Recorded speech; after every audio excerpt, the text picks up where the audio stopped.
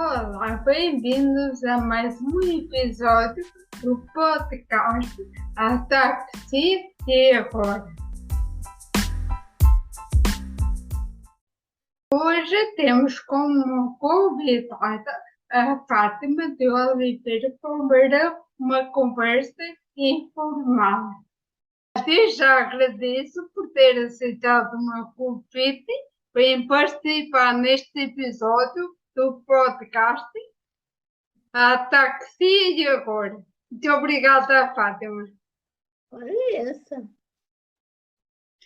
A Fátima mora no Val de Santarém, que pertence ao Conselho de Santarém. Quem é a Fátima? Sou eu. Bem, como é que vamos lá dizer? Tenho 52 anos, sou solteira e boa rapariga, como costuma Muito dizer. bem. Moro no Val, onde sempre morei, morei sempre aqui. Estou reformada por invalidez. Quando trabalhei primeiro como assistente administrativa. Depois reformei-me, pedi para o subsídio de desemprego. Desempregei-me e ainda estive uns anos a trabalhar por conta própria, a dar assistência administrativa e a fazer traduções, a passar textos em computador. Ainda tive uns anos assim, ainda tive uns bons 8 anos para aí. Desculpe lá, isto já tinha o diagnóstico? Já, eu tive o diagnóstico em 90, o diagnóstico definitivo. Sim. Em 98. Portanto, eu deixei de trabalhar como assistente administrativa em 2000 e comecei, entretanto, a trabalhar por conta própria. Eu já sabia o que tinha e portanto, trabalhava maioritariamente a partir de casa ou ia onde me podiam fornecer transporte. Ainda tive uns anos assim. Depois, quando vi que já não podia, tratei da minha reforma, fiz os papéis para a reforma por invalidez e na altura foi-me concebível não me levantaram os chatices. Acho que agora há muito mais entraves. Na altura não havia. Ainda bem. É porque eu achei engraçado na sua página do Facebook. Tem lá assim, eu, o que sou e o que faço. Achei engraçada essa frase. Quer explicar melhor? O que sou e o que faço é essa. Estou ali, estou a identificar-me como autora. Primeiro falo do que eu sou e também falo que tenho uma doença, não para as pessoas terem pena, que eu não me considero uma pessoa doente. Considero-me sim uma pessoa com uma doença, que é diferente. Parece que não é diferente, mas há muita diferença. E para ver como é que isso pode afetar a minha visão do dia a dia. Porque eu sou uma pessoa que consegue ter uma visão muito, por causa disso, tenho uma visão muito cínica das coisas. Não me considero uma pessoa cínica, mas tenho, por vezes, uma visão muito cínica das coisas, muito crítica. Por isso é que dizem que eu tenho um sentido de humor um bocado Negro. difícil e, mais uma vez, cínico. Só para quem nos está a ouvir, a Fátima tem ataxia de Freddy, né? Ferreira Reis, sim. De Reis. É essa que me saiu da rifa. como eu costumo dizer. E o que, como eu estava a dizer, isso é na parte do que sou e na parte do que faço, falo dos meus trabalhos, dos que já viram, o que eu tive a sorte de já ver publicado. Especialmente muito em antologias. Também já publiquei livros em nome próprio, publiquei 3. E entrei em muitas antologias e coletâneas e também entrei num projeto qual me orgulho muito, que foi a nível internacional, foi vários autores de todo o mundo. E eu, por acaso, além de ser, sou a única representante da língua portuguesa, sou lá a única. E como é que se chama o projeto? O projeto, aquilo é um livro que ainda não está traduzido em português. Ah, Já estamos a pedir, a dar entrega a uma tradutora para fazer isso, mas já há a versão em espanhol e em inglês. O livro chama-se O Legado de Maristral e já está na Amazon, quer em espanhol, quer em inglês. Português é que ainda não. Já está, estamos a tratar disso, mas como isto é tudo feito em regime de voluntariado, portanto, está a levar, isto é óbvio que vai levar tempo, claro. pois. E quer desvendar um bocadinho o que é que consiste esse projeto?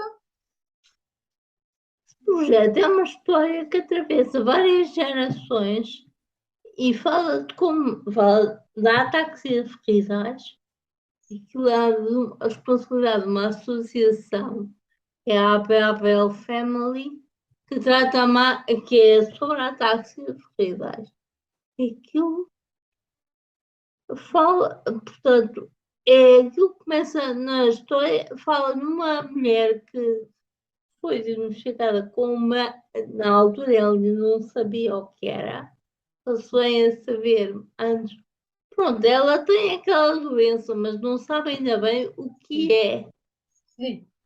Isto é passa-se no início, é no século XIX, Ah, sim. mesmo Então, finais do século XIX. então não havia formação nessa altura. Não, o médico Pois, que primeiro identificou essa doença, ele nasceu nos finais do século XIX, na Alemanha, onde a história tem início. A história tem início na Alemanha.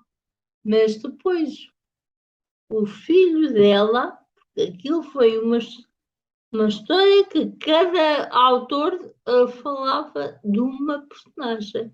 A personagem ok. que caiu em sorte foi o filho dessa mulher. É o filho dela e ele emigra, na altura, ele depois, já no final da vida, ainda apanha o início não é da guerra, é da ascensão de Hitler. Sim. E sim que quando Hitler sobe o governo, ele foge para os Estados Unidos. E depois a partir daí também, história desenrola-se depois dos Estados Unidos. Começa na Europa, na Alemanha, depois vai para os Estados Unidos. Parece uma história muito interessante, curiosa. Aquilo atravessa várias gerações, depois aquilo há várias gerações, e depois acho que não sei se é um trineto, se é um bisneto, se é um trineto da mulher, dessa Maristral, que volta a ter a doença. Como isto é genético e tem que ser os 2 genes. Pois. Que engraçado. Porque, mas começou a escrever após a doença, após o diagnóstico, ou já escrevia antes? Já escrevi antes. Isto sempre foi paixão minha escrever. Já escrevo há muito tempo. Tanto que o primeiro, mas escrever mais a sério talvez seja só depois do diagnóstico. Por exemplo, os livros publicados só surgiram depois do diagnóstico. Pois, eu achei muito engraçado os títulos do livro. São muito criativos. São... Eu gosto de aplicar assim títulos de ditados, de lenga-lengas, de frases do dia a dia, de frases idiomáticas. Eu gosto muito. Não gosto daqueles títulos mais clássicos. Pois, quem lê o título nem se apercebe do que se trata a história. Porque fala de um que eu acho engraçado, que é quando um burro fala, o outro baixa as orelhas. Esse livro esse é um livro que é falar da minha relação com a doença. Esse é mais autobiográfico, digamos assim. Eu começo por explicar o que é a doença. A pessoa quando vai, senão, ao ler aquele livro, tem primeiro que saber do que é que eu estou a falar. Sim, Primeiro explico o que é a doença e depois falo da minha relação com a mesma, como é que eu cheguei à doença, o que é que eu tive que passar para lá chegar ao diagnóstico final. O meu diagnóstico primeiro, portanto, os sintomas começaram aí, no início da minha vida adulta. Eu tive um primeiro diagnóstico que já era uma ataxia, mas não era o definitivo.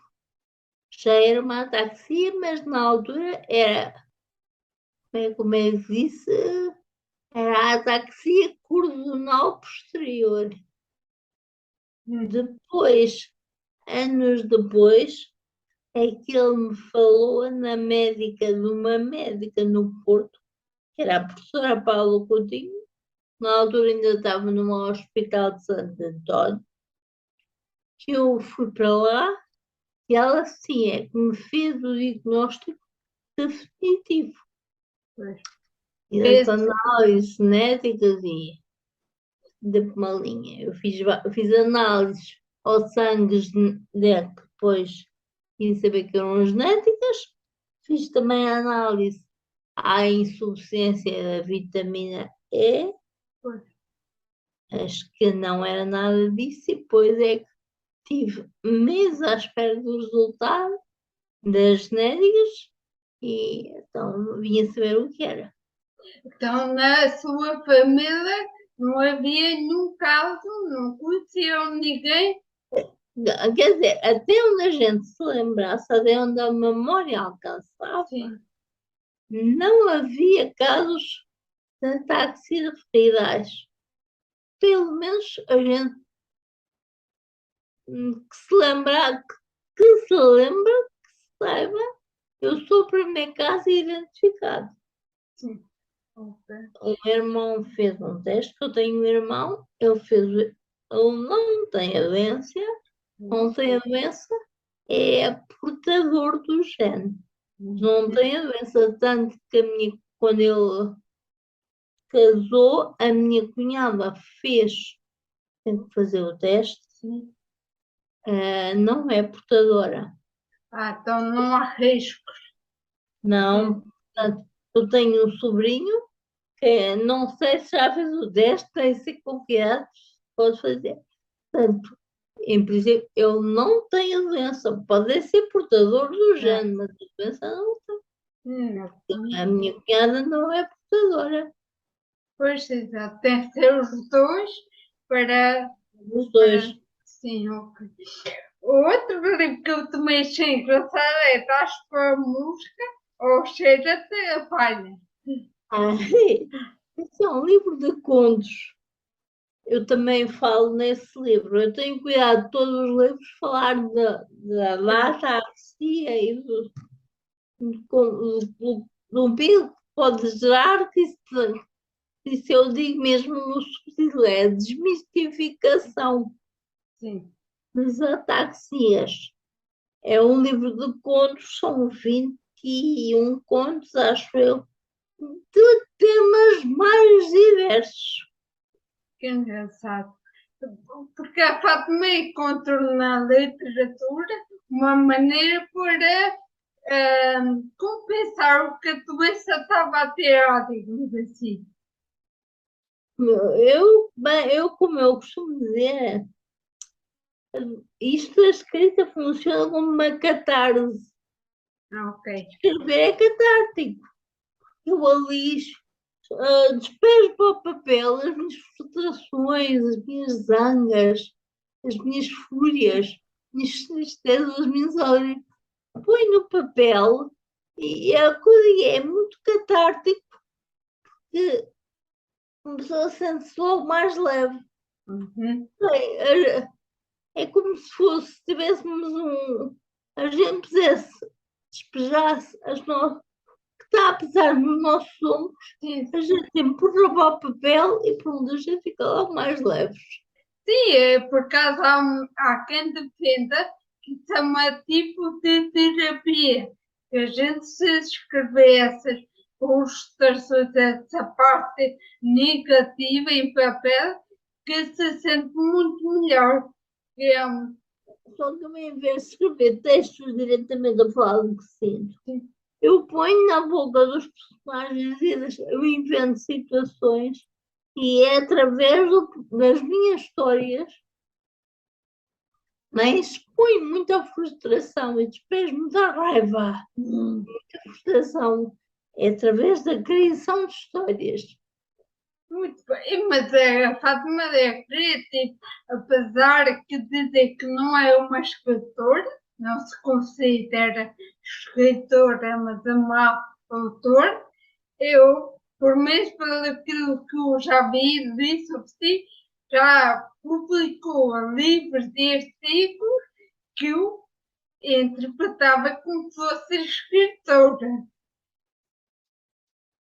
Mas que, se eu me disser, eu acho que uma pessoa auto-intitular-se escritora, acho que é como eu disse, é muito vaidade e muita presunção, porque uma pessoa escritora, eu quando penso nos escritores cá para aí, eu pensei em vários escritores, esses sim, já com obra feita, uma obra já está bem, que não, também isso depende da sorte, termos um bom padrinho, é verdade. Eu já desisti de tentar publicar livros, pelo menos porquê? Porque eu tenho que pagar para ter o meu trabalho escrito. É triste, mas é verdade. Hoje em dia nós temos que pagar para ter o nosso trabalho publicado. No caso, não sabia disso.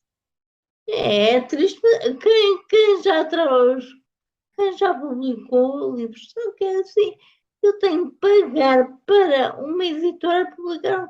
Pois eles não ficam nunca a pagar a perder, as editoras. Nós temos que pagar. Depois, se ganharmos algum dinheiro, temos sorte. Se não ganharmos, azar, temos pena. O trabalho deles está rosa. Mas 2.000 euros, e é só para uma edição de 500 exemplares. E depois, se tivermos sorte, aquilo é como tudo. Ser mais mal cair em graça do que ser engraçado. E se não cairmos em graça, não há nada a fazer. Há livros que realmente têm notoriedade. E isto não tem nada a ver com o valor deles. Não estou a dizer que os meus escritos são melhores que outros, mas eu já li livros muito bons que nunca tiveram grande sucesso. E já livros que tiveram muito sucesso e que não valem quase nada. Sim, E não estou a falar de mim, não estou a falar de mim, porque eu não estou a falar de livros dos autores. Por isso é que eu digo, mais vale querem graça do que ser engraçado. Talvez conta. Pegam, apesar de não terem grande jeito, não terem grande sucesso, mas enfim. E sou eu a dizer, quem sou eu? é Fátima, já tem alguma experiência nesta vida, neste meio. Tem também a sua opinião. E como é que é escrever com a ataxia? Tem algum auxílio? Consegue facilmente tocar na caneta, no computador? Como é que isso... Eu na caneta já tenho dificuldade de escrever no computador. E no computador, cada vez mais tenho dificuldade em mexer as mãos, porque na ataxia. Agora estão-me a atingir muito as mãos. Sim. Cada vez me atinge mais as... Tenho cada vez mais dificuldade em mexer as mãos. E eu até uso umas salas durante as noites que é para me forçar a ter a mão direita. Sim. Mas elas dobram-se cada vez mais, estão sempre fechadas em garra. Eu costumo dizer que é em garra. Estão sempre fechadas. E eu custa muito cada vez mais abri-las. Quer dizer, eu até consigo abri-las. Mas o pior é manter os Manter, dedos. sim, eu percebo. Sim. Passar por ela, a mão já está a fechar. Sim. É verdade. Então, e apesar de eu muito tentar, elas fecham sempre que. Portanto, eu a escrever no teclado, chegou a um ponto que mais sou com o dedo. Chega a um ponto que é cada vez mais difícil mexer os dedos, então é só com o dedo. Então a grande dificuldade é só escrever, não é estar no computador, ou seja, a visão não é afetada com o ataque. Não. Porque ataxias, umas diferentes, umas com outros sintomas, que é tremor, até só a parte física, a parte motora, coordenação, por exemplo, É a parte motora. A coordenação é mais nas pernas, nos membros inferiores. Nos membros superiores ainda consigo manter alguma coordenação. Às vezes já, cada vez mais vou tendo dificuldade. Claro que sim, terríveis atingir todo. Mas sei perfeitamente, a nível cognitivo não atinge nada. eu não, Mas a nível físico, cada vez atinge mais. Isto é o corpo todo. pois é. E já anda de cadeira de rodas há algum tempo. Já estamos em 2024, estamos em 2022, agora... E depois isto do Covid, gente. Há mais de 20 anos. Há mais de 20 anos. Eu comecei a andar em cadeira mais ou menos em 2000. Em 2022, pois há mais de 20 anos. Mas também a ataxia não tem limitado, tem feito as suas tarefas, coisas, que é tanto a escritura como o seu dia a dia. Como é que funciona? Como é que é, Fátima, no dia a dia? No dia a dia, acordo, como é que é? Um dos maiores problemas que eu vejo no dia a dia, quando me levanto, que nada, eu cada vez tenho menos força nas costas. Me custa muito a levantar da cama. Tenho que me ajudar. Portanto, onde tenho que me ajudar mais é a levantar, depois a vestir, da cintura para baixo, da cintura para cima. Então, peço desculpa, tem um cuidador. Eu tenho que Um cuidador. Tenho os meus pais. São os seus pais. Portanto, preciso de ajuda. É de manhã a levantar, a vestir. Só da cintura para baixo, porque da cintura para cima Eu não tenho problema, visto perfeitamente. Só preciso da cintura para baixo para vestir e calçar. Depois, quando é para lavar, eu tomo banho sozinha. Só preciso de entrar de ajuda para ir para passar para a cadeira de banho Bem, e depois ir para a cabine de duche. Porque eu a tomar duche tomo sozinha. Portanto, há coisas que eu faço sozinha, outras que ainda me preciso de ajuda. mas vai às compras, viaja, ou seja, limita-se muito aí na sua zona de conforto. Eu agora limito mais aqui, porquê? Porque eu sei que também eu, para querer sair, os meus pais também já não têm, já têm idade, Pois, já não são novos. Eu não vou estar a obrigá-los a fazer ainda mais força para me, me ajudar a entrar para o carro. ah, Evito isso. nunca teve um carro adaptado para conduzir. Não, não. Não, mas eu tenho carta de condução. Quer dizer, eu tirei a carta de condução, mas, mas ainda antes de ter a taxia. Isso. Quer dizer, já tinha, mas não estava identificada. A taxia, com certeza que eu tenho desde que nasci. Pois é.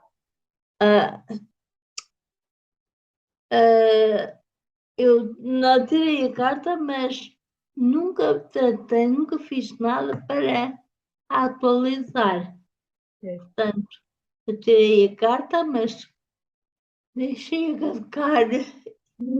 Faz coisa que não tenho.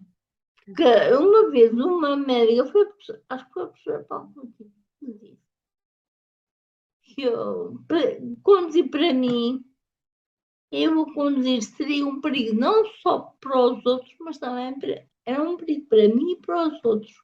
Porque eu não tenho, por causa das faltas de coordenação, Pois, eu não tinha os reflexos que uma pessoa dita normal tem. Não tenho aqueles reflexos rápidos. sim, eu percebo Então, perfeitamente, também não tenho isso. Como falo. nunca conduzi, eu tenho a carta, tirei a carta, mas parece, deixei nisso. Quando a médica me disse isso, eu nem me preocupei mais em conduzir, deixei de conduzir. Ok. Costumo dizer, eu até costumo apontar um exemplo. Se eu visse um animal na estrada que se atravessasse à minha frente, eu travava e não, tentava não parar. E eu não queria saber quem vinha atrás de mim. Eu era capaz de causar um choque em cadeia só para não matar o bicho. Eu, claro que uma pessoa quando vai a conduzir tem que ter a capacidade de pensar. É para estar muita gente atrás de mim, não pode parar. Tenho que passar por cima do animal. Passar por lado, ótimo, mas não posso. A conversa está mesmo muito boa e estou a gostar de estar a conversar consigo. Por isso, Ai, agradeço.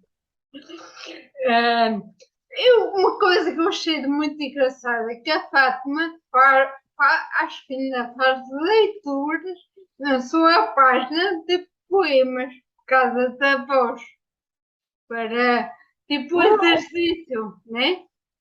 É para treinar a voz, para treinar. Depois eu faço os vídeos e depois ouço-me e vejo onde é que eu tenho que corrigir. Aquilo é para melhorar, tentar melhorar a minha dicção, Eu, para tentar melhorar, para tentar melhorar alguma coisa. exato, eu achei engraçada essa técnica, porque também é uma coisa que eu devia fazer mais vezes.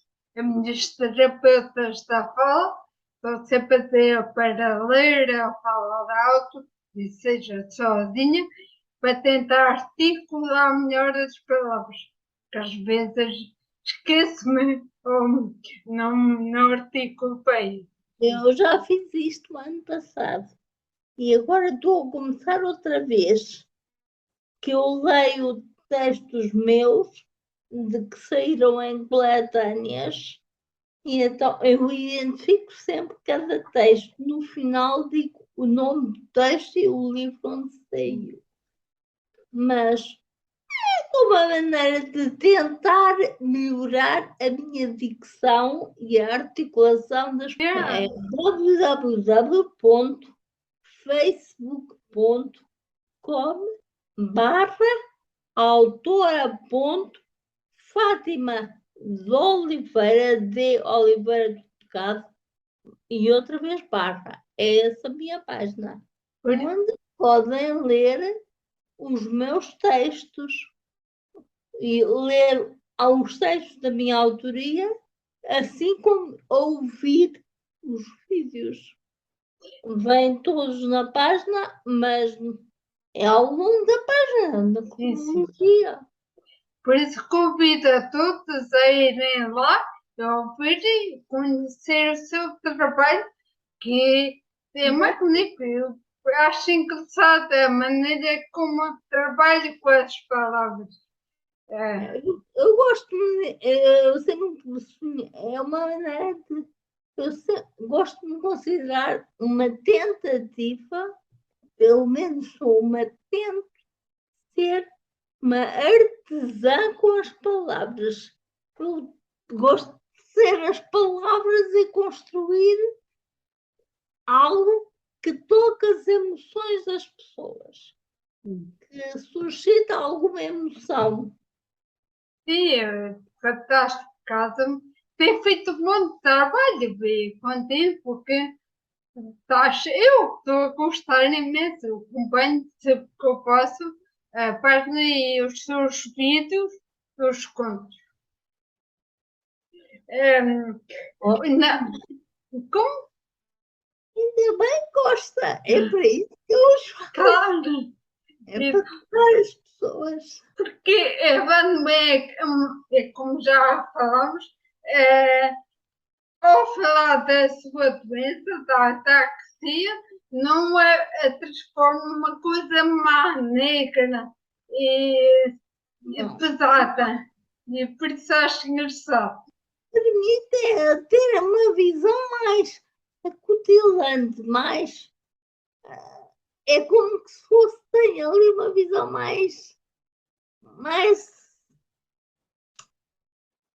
Como se fosse uma seta. Eu vejo mais as coisas, mais.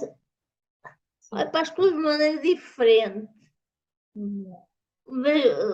É como eu já disse, eu tenho uma visão às vezes mais cínica das coisas e mais acutilante.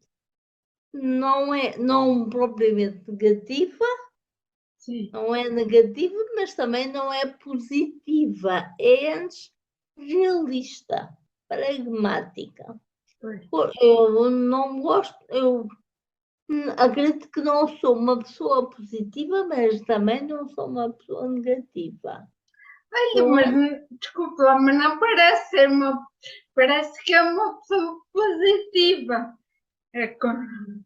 Não, eu gosto mais de ficar com uma pessoa realista, porque uma vez eu vou ouvir contar uma história e é verdade.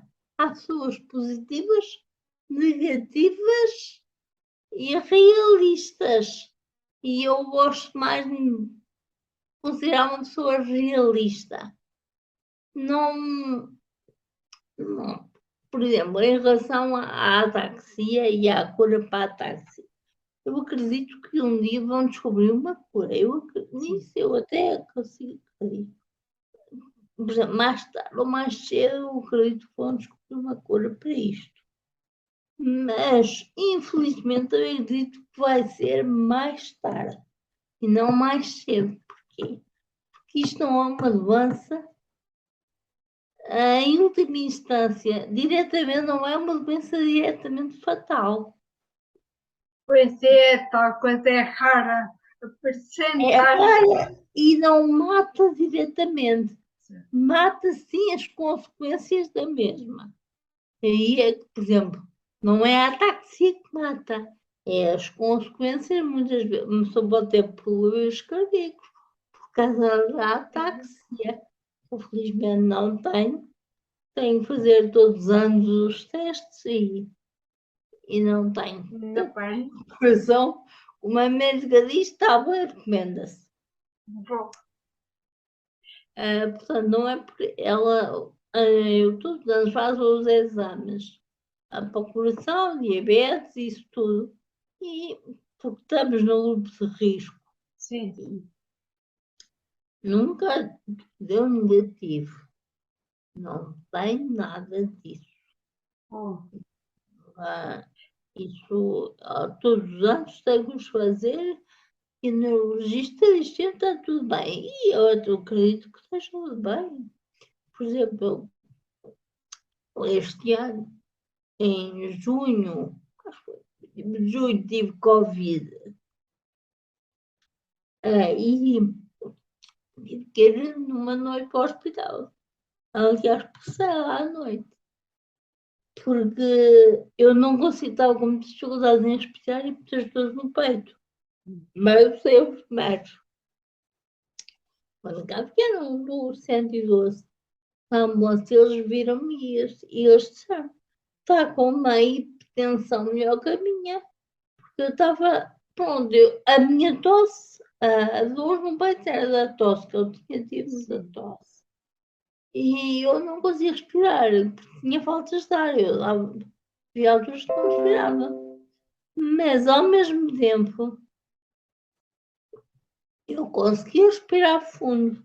Na altura em que nas aulas não tinha faltas de ar, obrigava-me a respirar fundo. E não tinha tosse por causa disso. Não desatava a tossir. Porque eu sabia muito bem o mais importante na ataque na Covid era manter a oxigenação do ar. sim. Manter a oxigenação do sangue. Portanto, eu consegui respirar fundo e eu aí sempre já agradeci pessoalmente. E creio que foi por causa delas, por causa da minha fisioterapeuta, de uma estagiária que na altura estava lá a estagiar, que agora está lá a trabalhar como fisioterapeuta, foi por causa do tempo que elas perderam comigo a trabalhar na minha caixa respiratória e a capacidade de manter o ar. Ah, Foi isso que me impediu de ficar lá internada. Elas foram lá, fiquei uma noite para a observação. E depois mandaram-me embora, mas foi difícil. Cada vez que me lembro de estar sem falta de ar, não era brincadeira nenhuma. Quando sim. falo na cena do ouvido, olha que isso não é brincadeira nenhuma. Pois não, por acaso também sei um bocadinho o que é isso, a falta de ar, e eu vou aprender a respirar, como aconteceu também, porque eu pensava que era que eu pensava que toda a gente sabia respirar. Quando me ensinaram como respirar, eu pensei, uau, isto é tão complicado, é tão complexo, mas sim, de facto, essa parte de fisioterapia é muito importante. Foi elas, foi graças a elas, e eu estou nisso, que era a minha fisioterapeuta, que era essa estagiária, foram elas que fizeram com que eu não ficasse lá internada. Eles têm noção que se não fosse o trabalho desenvolvido por elas, eu tinha lá ficado internada. Por isso é que a fisioterapia e é fazer coisas de maneira ativa retarda uma doença e dá uma maior qualidade de vida. Nesse caso foi ótimo e a fisioterapia também para os músculos não ficarem presos, assim. Não sei se faz fisioterapia, hein? Ou agora com o corpo faz. Mas agora não estou a fazer porque parar. Porque como, às vezes faço intervalos, Sim. mas faço fisioterapia numa clínica em Santarém. Hoje lá faço lá há mais de 10 anos, já pensei lá de gingeira. Como eu digo, já faço parte da família da casa. Isso é. pronto, isso é bom porque tem continuidade na fisioterapia, porque há muitos com ataque não são que não têm esse privilégio, têm aqueles momentos de fisioterapia X e X anos, e quando se lembra, o médico, você não tem essa continuidade que é fundamental para Eu só parei mesmo, parei quando foi a pandemia. Durante 2 anos eu não fiz. Mas não fiz porque, como eu pertencia, nós pertencemos a um grupo de risco, então aconselharam-nos a ficar em casa. Mas já voltei lá o ano passado e já estive lá no passado, este ano. Agora estou a parar, mas já que eu tenho a credencial para entrar lá outra vez. Antes de terminar, que já vai um bocadinho longo, ainda bem não quero massacrar nem. Porque isto cansa um bocado a taxia, esta desvantagem, mas para mim que fica tudo fica um bocadinho mais cansativo. É. Fica tudo, realmente cansa. E a fato às vezes a pessoa está sempre cansada e às vezes pergunto, mas estás cansado de quê? Olha, estou cansada de estar cansada. também cansa, sim. Mas a Fátima também não tem parado, porque isso é outro.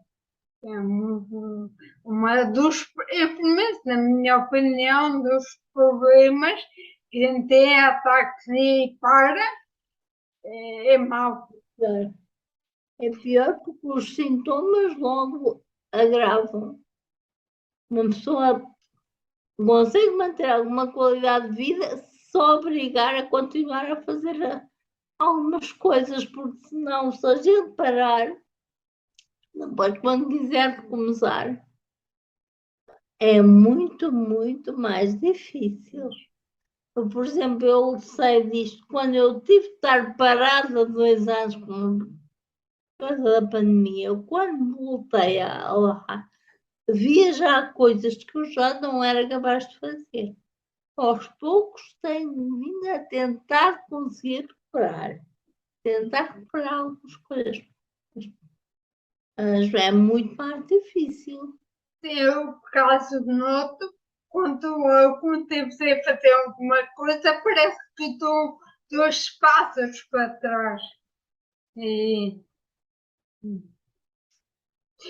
Depois torna muito mais difícil voltar a fazê-la. Fátima, quer deixar alguma sugestão ou comentário? Querendo dizer que tem uma doença, que temos alguma vez, as pessoas começam logo a não olhar-nos de lado. Pois. Às vezes mesmo pessoas que conhecemos desde crianças. Eu lembro perfeitamente de uma situação, já aconteceu há alguns anos, Carnaval, não me lembro bem que situação era, mas na altura ainda não estava em cadeira de rodas, ainda andava, já tinha muitos desequilíbrios, mas ainda andava. E tinha temos uma ocasião, que era na junta de freguesia Casa do Val, e fomos lá, e uma rapariga que andou comigo na escola, eu já conhecia, conhecia pai, já há anos, já conhecia desde que éramos, ainda antes de entrar para a escola já conhecia. E ela viu-me, olhou, só me disse, olhou para mim e só me disse, olá, estás boa? Nem me cumprimentou como deve ser. A irmã dela chegou ao pé de mim, deu-me um beijo e isso tudo. Os pais viram-me, cumprimentaram-me bem. Ela só olhou para mim de lado. Está bem que eu raramente a vejo, porque ela depois saiu daqui, foi para outra parte do país. Raramente a via.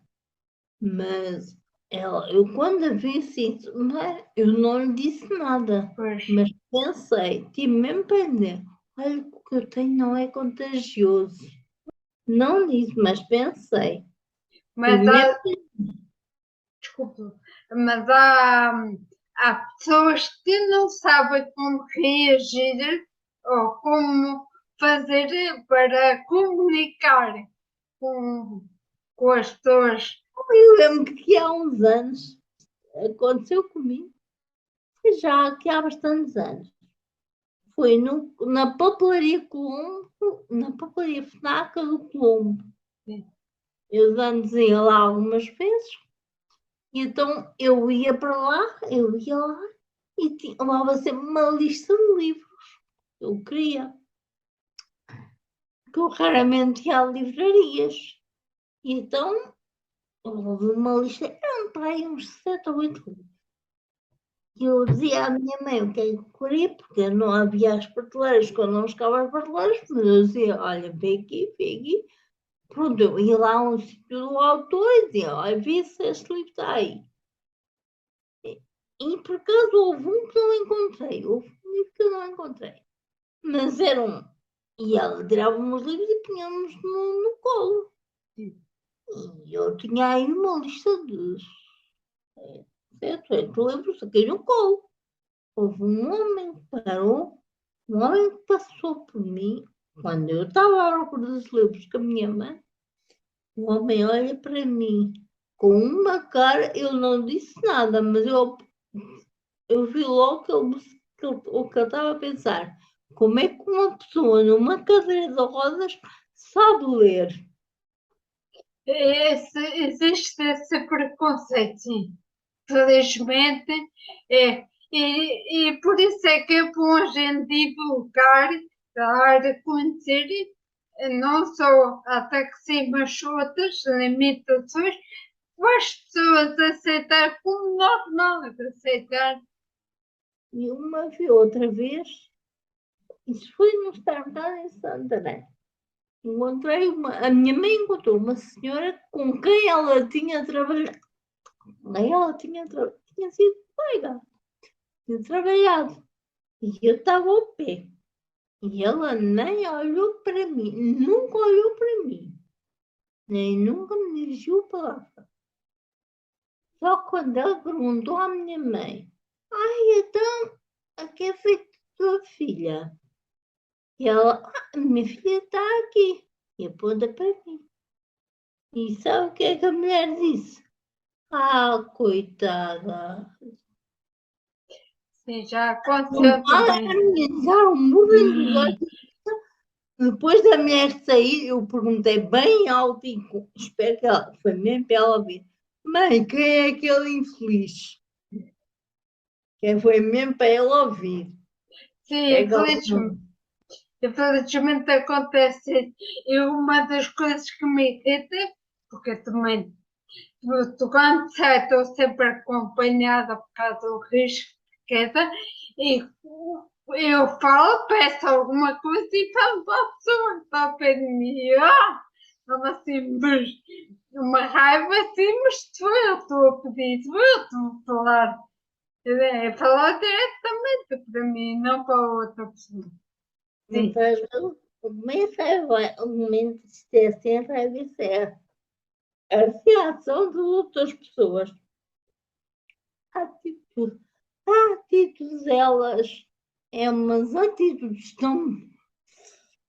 Às vezes sim, há pessoas que sim. Pois apetece parece. ser um pescoço. É tão ignorante, tão estúpido, tão mesquinho, tão E mau. tratam como criança. Ai, e o pior é quando uma vez fui a um médico, que ele teve a infeliz ideia de me tratar sempre como uma criança. Ai, o homem, eu fiquei pior que se nada com o homem. Foi-lhe sempre trombas. Porque ele, Pois, lá para o fim, quando ele começou a tratar como uma pessoa adulta, aí sim eu comecei a responder bem, com uma pessoa adulta. Bem, não, se uma pessoa quer respeito, não dê só respeito. sim.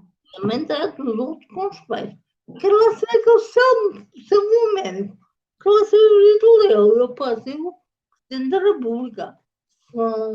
Se amarem esperto e estúpido comigo, Era o que ele estava a fazer. Só quando ele começou a tocar bem. Aí ele começou a responder bem. Com amor se paga. Mas sim, então há muito trabalho a fazer nesse âmbito. Por isso é que é bom surgir também este projeto, os livros da Fátima, para dar a conhecer, para ver se abre um bocadinho a mentalidade das pessoas. Aquele livro de contos tinha um texto enorme ao princípio usava táxis para ver se mistificava e que as pessoas têm que aprender e ser educadas. Pois é, sim. Isso há muito trabalho ainda a fazer. Mas acho que também já está um bocadinho melhor. Já teve. Porque eu, quando fui a primeira vez diagnosticada, em 98, antes da altura, fiz o que já ouvi dizer que se nunca deve fazer. É ir ver à internet o que era isto. Pois. Na altura, em 98, não havia informação em português, só em inglês. Na altura não havia nada em português, só havia em inglês. E eu lembro, na altura, isso também, as pessoas estão sempre a estudar e investigação, estão sempre a descobrir cada vez mais coisas. Na altura que eu lembro, que em 98, quando eu li isto, o texto em inglês, é de um site americano, diziam que normalmente as pessoas com esta doença só viviam até à década de 30. Dos 30 anos, não passavam nos 30 anos. E eu já tinha 28 anos na altura. Pois é, ficou assustada. Começou a ver assustada. Quer dizer, eu tenho 28, se eu não vou passar dos 30, eu estava a viver a prazo. Mas, Como se tivesse um prazo para já 2 anos. Eu na altura não disse nada, não disse nada aqui em casa. É aquilo e assim, esse senhor está bem. Agora, felizmente, já sabe muito mais. A investigação a investigação está sempre a avançar.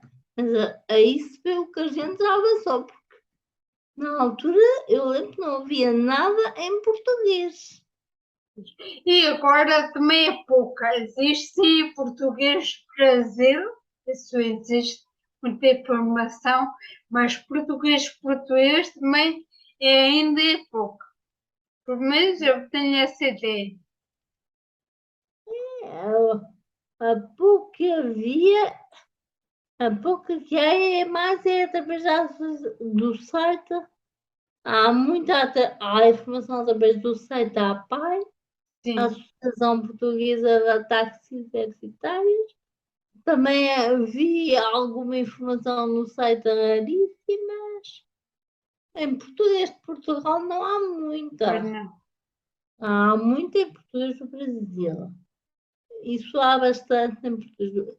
Isto porque eu já trabalhei com 2 colegas que um é português, mas foi criado no Brasil. E o outro é mesmo brasileira. E lá eles não é cá como cá. Cá em Portugal nós adaptamos, se os livros são em inglês, aprendemos inglês. Os livros são francês, aprendemos francês. Lá não. É tudo trazido para português. Nesse aspecto eles defendem muito mais a língua, porque eles não aprendem as outras línguas. É tudo para português. No caso do Brasil. Sim, exato. Pronto, não quero passar mais. Mais uma vez agradeço por ter aceitado o meu convite e participar neste episódio. Obrigada, Fátima. Adeus, olha essa. Gostei muito desta conversa, foi muito enriquecedor. Olha essa, obrigada. Eu vou só deixar mais um recado aí para as pessoas. Ir à página da Fátima, por gosto de acompanhar o trabalho da Fátima e para também divulgar e partilhar este projeto do podcast para que possa chegar a maior número de pessoas e desmistificar um pouco a taxia. Assim foi mais uma conversa informal, desta vez com a Fátima de Oliveira, e que acredito esta conversa estava tão boa que se prolongou um pouco no tempo, foi um caso comprido, mas espero que tenham gostado. Obrigada por terem acompanhado este episódio até ao fim.